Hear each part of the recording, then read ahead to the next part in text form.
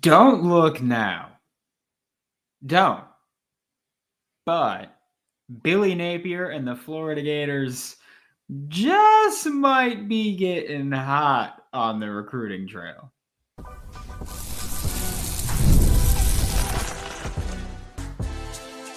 You are Locked On Gators, your daily podcast on the Florida Gators. Part of the Locked On Podcast Network, your team every day. Hello and welcome back to another episode of Locked On Gators, part of the Locked On Podcast Network, your team every day. Thanks for making Locked On Gators your first listen of the day every day. We are available daily and free wherever you listen to the podcast and on YouTube. I am Brandon Olsen. Happy Tuesday. Is this the fifth show that we've, because we had Sunday a live show, yesterday a main show, yesterday a live show, today the main show, today the live show. Whew!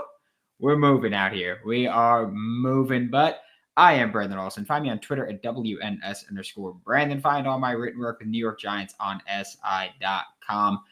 And we spent, the entire show today talking about recruiting. I love you in the chat, by the way, Parth, Harrison, Jordan.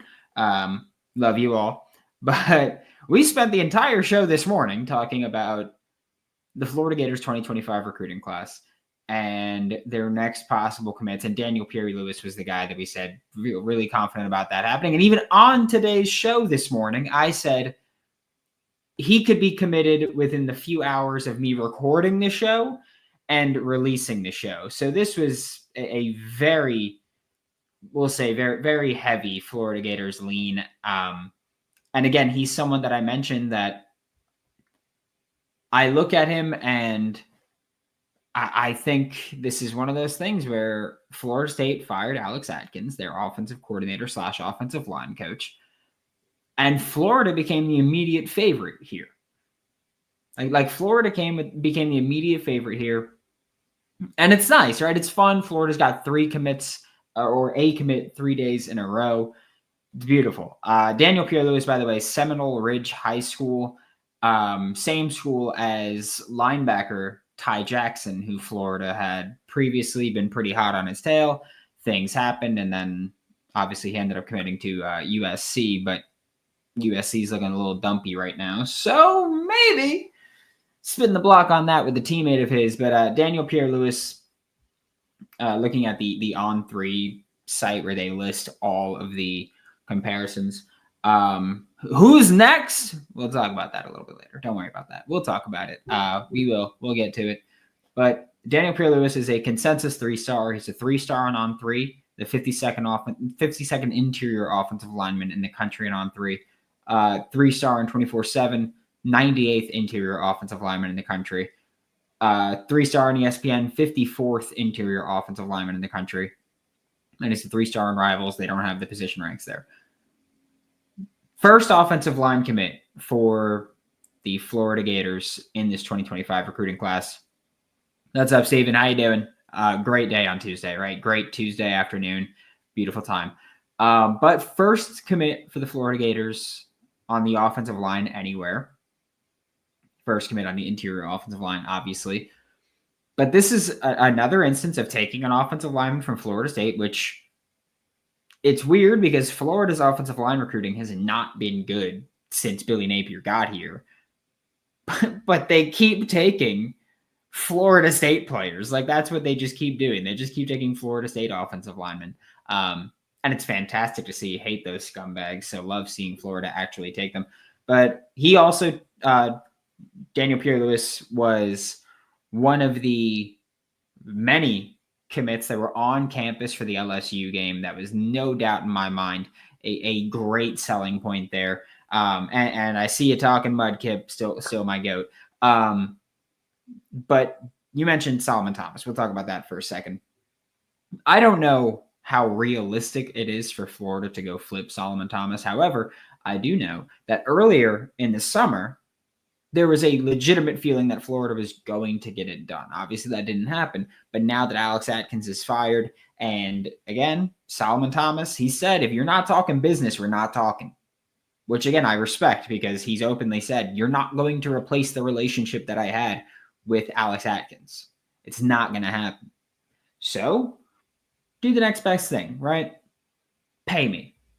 It's just F you, pay me. And that's how it kind of should be for some things. Daniel Pierre Louis is listed as 6'4", 6'5", depending on where you look. 290 pounds is the pretty consistent weight that we get there. And look, he's an SEC offensive lineman. I don't know if he's going to be an early player. I highly doubt that, especially with the work that Florida's done on the interior of the offensive line. Because I think that's maybe the only area where they've been pretty consistent at so far. But he's someone that comes to this cycle. And I see a couple people have mentioned Jonathan DeCoster, and that's an interesting thing that if you're part of the Locked On Gators Insider program, you got this message from me earlier. If you're not part of the Locked On Gators Insider program, the link's in the description below. But every offensive line recruit that I've seen has every offensive line recruit that Florida's actually in on and has a legitimate chance with, the primary listed recruiter has been Jonathan DeCoster. And the secondary listed recruiter has been Rob Sale. And so I'm curious because there's kind of two approaches to this. One, yes, there is the growing sentiment, the rumors, whatever the hell you want to call it, that Rob Sale will be on his way out after this season. I'm not saying that that's definitely going to happen. I would never confirm anything like that, especially when, things haven't exactly gone consistent for Florida, but or reporting hasn't exactly been consistent for Florida. But it would make sense if that is happening, that Jonathan DeCoster, if he's staying as the main offensive line coach, that he's the primary recruiter. However, you could also just say, well, Rob Sale is not a good recruiter. Factually, Rob Sale is not a good recruiter. Jonathan DeCoster is better, so he's going to be the primary. So I don't think that that's so much. I don't think it's a guarantee of anything by seeing Jonathan DeCoster there as the primary. It is something that's just interesting to me, if we're going to be honest. But yeah, Daniel Pierre Louis is just a unit. Because don't forget, being 290 in high school and then going into an SEC strength and conditioning program, you're probably going to gain a bit of weight, but you'll probably lose weight at first, then gain muscle and keep going with that rate, which is great. Great size, which is a very consistent thing for Florida on the offensive line. They want height, weight, verified speed at all positions. Obviously, verified speed is not as important on the offensive line, but you still got to be able to move a bit if you're coming out of high school. You look at some of the guys or most of the guys that Florida has recruited out of high school, and they're more athletic than most of the Mullen kids. They're more athletic than most of the portal guys. They bring in portal guys that can step in and play right away and contribute right away. But at high school, they're trying to add athletes. And this has been the approach on the offensive line. This has been the approach in the secondary. We're going to take height, weight, verified speed, athletes, whatever it may be. Like Ryan mentioned, Ryan Tupper. I got you. Ryan Tupper mentioned 2 sport athletes. I'll get to the chat all after the break. But bringing in athletes on the offensive line, because the thought is, hey, we'll bring in athletes and we develop them, and their ceiling so much higher that they're going to be really freaking good, rather than bringing in a guy who's already pretty technically sound but is limited with his ceiling. You bring in a big athlete that can do everything and that you can teach to do the technical stuff, and you're swinging on a prospect there that if you hit is going to be all SEC. It's going to be a first-round pick. That's what Florida does on the offensive line. So they do in the secondary. Hell, that's what they've done at quarterback. But the thing is that, one, you need to be here long enough to get that development done. And 2, you need to nail the eval that they can become good, and you need to nail the development that they can become good. And for Florida, we haven't even really seen much of it yet. Right? All the kids from the first 2 classes aren't playing much. A lot of the offensive line right now, there's 2 transfers and there's 2 Mullen commits. And then there's Najee Harris is the one Rob Sale high school recruit that's on that offensive line right now. So we'll see. But Daniel Pierre Louis has the physical traits and the physical tools to be a great addition. Okay, I see someone say this is Richard Garage's brother, right? No, not Richard Garage's brother.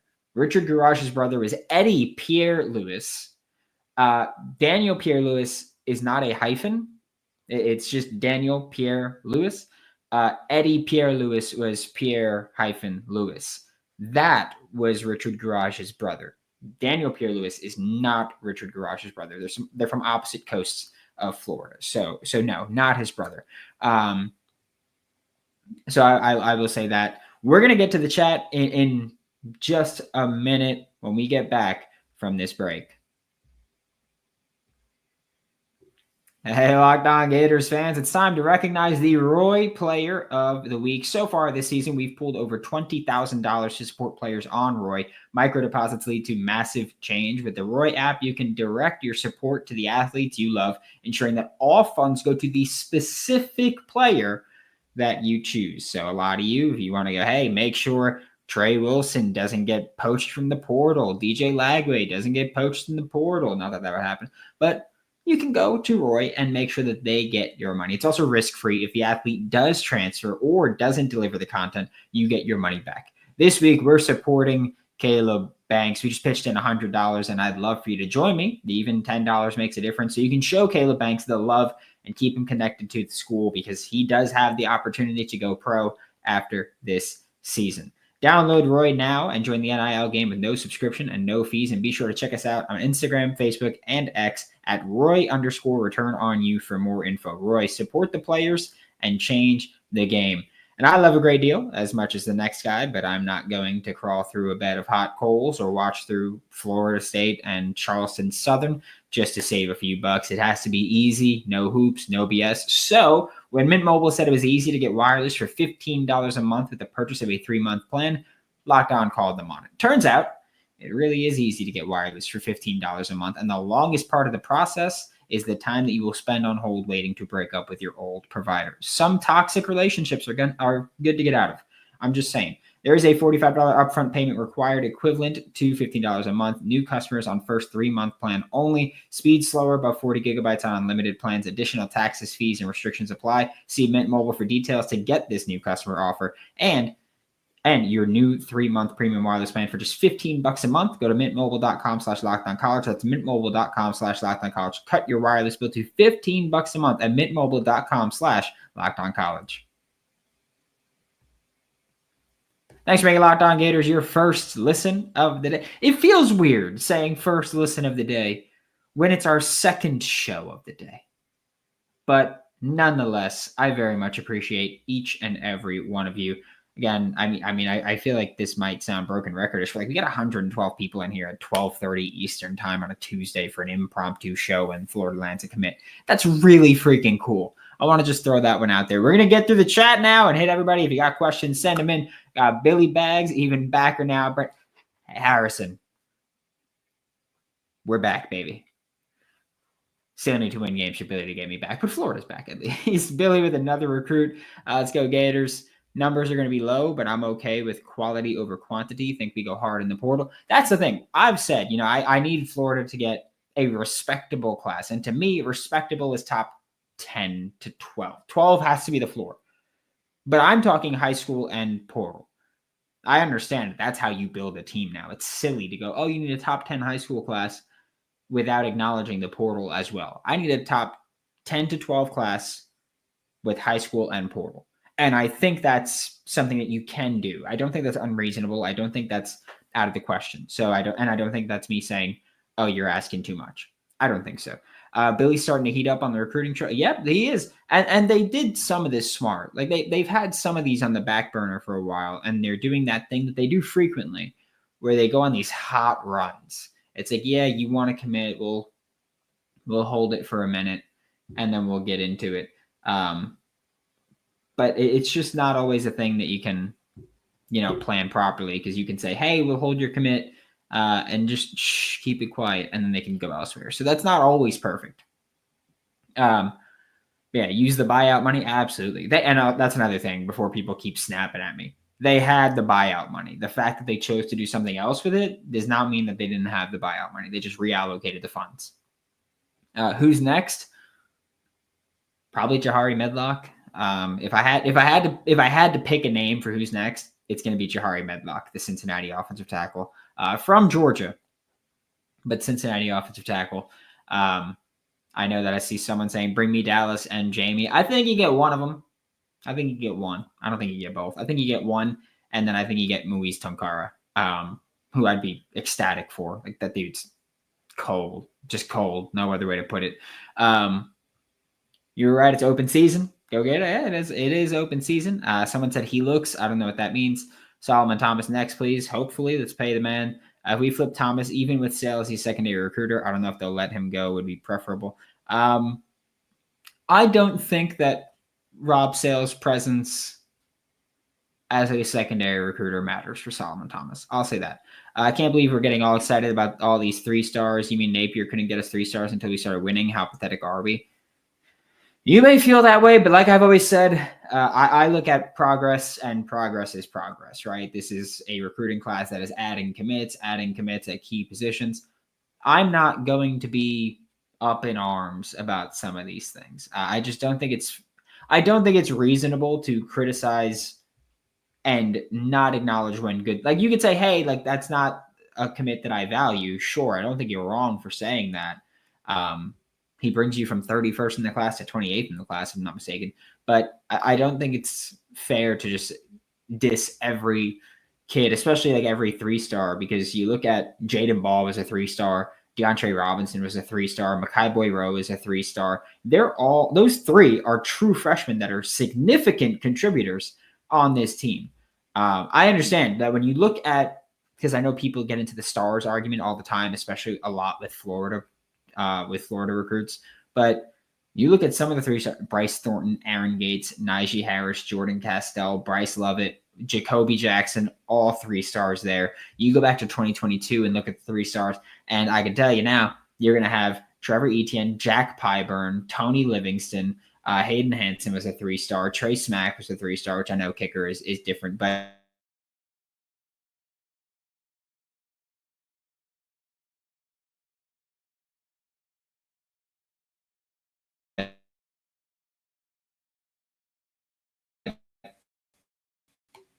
you look at all those kids, and something different. My computer is frozen, so I don't even know if you could still hear me or not right now.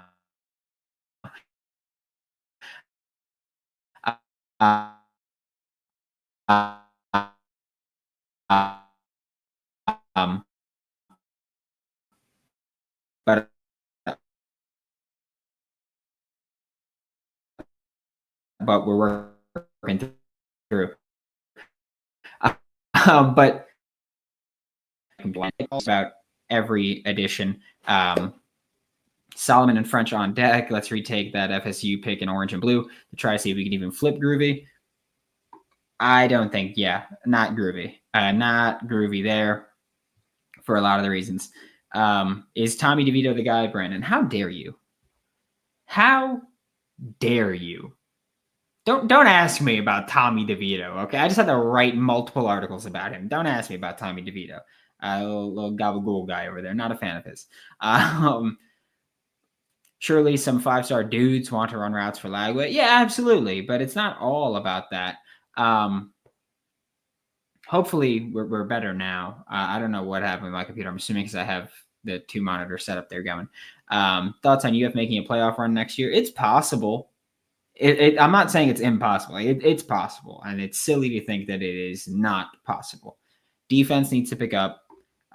Receivers need to, you need more receivers available that are going to be able to contribute, especially deep ball receivers. Like Elijah Badger was a godsend this year. My biggest concern for next year is the offensive line. You're going to have to replace some people, and it's possible you're replacing 4 of your 5 starting offensive linemen for next year. Need 5 elite wide receivers with injury bug luck we've had, and 3 QBs that are playing.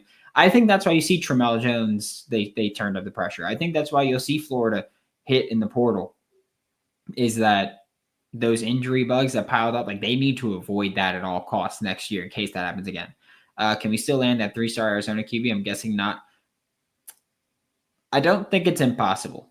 I'll say that. I don't think it's impossible, which feels kind of mean because it feels like there's quite a few guys that we've talked about now that are Arizona. And it feels kind of mean to just go targeting all of them, but they deserve it. So Robert McDaniel is who Mudkip is talking about. I don't think it's out of the question at all. Picking up linemen who are desired by other teams is always a big W. Absolutely. Castell is rough. We have to stop using him. I think that he needs more time, obviously. I think that he was very raw coming out. There's a reason that Nick Saban asked him to play linebacker. Don't forget, Jordan Castell played corner at, I forget which, West Orange, I think it was. Played corner in high school, then moved to safety, while also being recruited as a linebacker by Nick Saban. Like, this is all over the place, Jordan Castell. He was always going to be a project, and the fact that he played as much as he did as a true freshman is impressive. I want to make that one absolutely clear. FSU got to my internet. Yeah, I don't know what happened. Actually, now that I think about it, I saw a Verizon Fios truck before, so they're probably doing something in my neighborhood. Any wide receivers comparable to Jeremiah Smith level be after?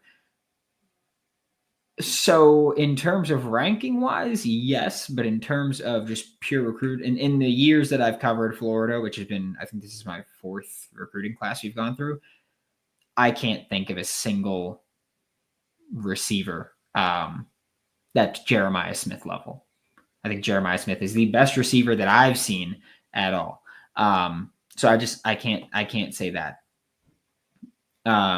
Zach, does Badger have another year of eligibility? Badger's eligibility is really weird. I don't know definitively that he doesn't have one more year of eligibility, because he was a 2020 kid, redshirted that year, and then didn't redshirt at all. So he played in 21, 22, 23, and 24.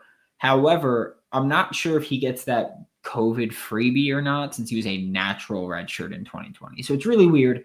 Not sure how it works exactly, but yeah, I'm honestly not sure, and I don't even know if he's sure or if anybody at Florida is. The NCAA is just incredibly inconsistent right now. What's going on with Mike P? Edge play has been underwhelming, and it doesn't sound like we're looking for a ton in high school. Is that going to be portal this year? I don't know if Mike P is going to be here. Personally, if it's up to me, Mike P won't be here. I just have not been impressed with his recruiting, haven't been impressed with much of the edge play, and they don't get after the passer, which is the most important part of football. So I don't know. Honestly, I can't give you a definitive answer. That Vernell Brown committed. Yep, he is still committed, and I think that he would be one kid that was committed, even if Billy Napier did get fired. And yeah, Josh, Werfel was a 3-star. You never know. A lot of 3-stars work out. Had an average season. The only thing that would make it better is count up 904. First off, shout out 904. But I've said it before. You guys got to stop cursing in the chat, because I read them as, like, I just say them as I'm reading them. I'm just reading them aloud. And so you're going to get me fired for making me Ron Burgundy this thing. I'm just saying, it's going to happen. But yes, smashing FSU would be much needed. I'm looking at Harold Perkins Jr. from LSU. Remember, it was between us and LSU before he committed. I'm not too certain that that's a possibility. Also, I feel like he's like that weird tweener where he doesn't truly have a spot. I don't think that Harold Perkins really has a spot. He's like, oh, well, he's better off the edge, but that's not translatable always to the NFL at his size. And playing off ball, was LJ Gerald Chapman recruit? He was technically a Mike P recruit, but there were a lot of factors that went into LJ's recruitment, and there's a good reason that it went down to the wire, that I'm sure you can connect the dots yourself. But yeah, so LJ is going to be here, to my knowledge, regardless, but he is technically a Mike P recruit. Yeah. Thanks so much. Make Locked On Gators your first or second listen of the day. We are available daily and free wherever in the podcast. We might be going live if there's another commit. We'll see. Middle of the week is really busy for me, so we'll see there. But for Locked On Gators, I'm Brandon Olsen. Don't forget to follow me on Twitter at WNS_Brandon. Find all my written work from New York Giants on SI.com. Thank you all so much for allowing me to go live for 150 of you. in the middle of the day on a Tuesday impromptu. Love it. And for Locked On Gators, I will see you all next time.